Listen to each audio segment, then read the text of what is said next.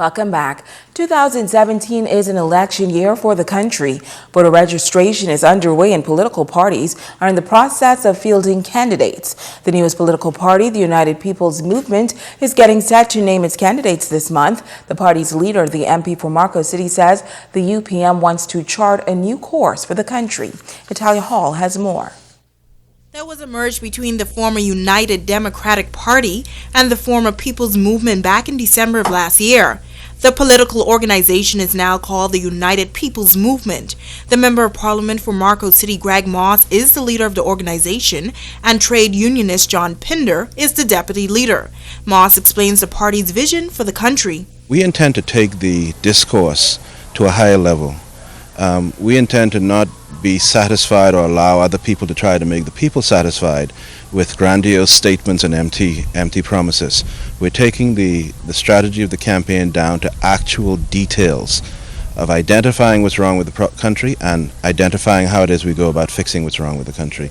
Moss says he believes it's a good choice to join forces with the former People's Movement. There's a natural synergy between the former United Democratic Party and the former People's Movement, in that we both, as separate entities, were after substantially the same messaging and the same intent for the good of the country. The UPM leader says the country can only be built with a proper level of respect for labor and the church. I particularly was grateful to Mr. John Pinder for being willing to partner with me and with us, and to come into one entity and to agree on how to structure that entity, and to bring not just his massive skills as a trade unionist, but also his humility and his desire for righteous government. Reporting for ZNS Network News, I'm Natalia Hall.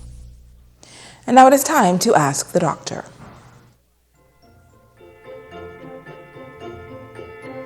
Happy holidays and welcome to Ask the Doctor.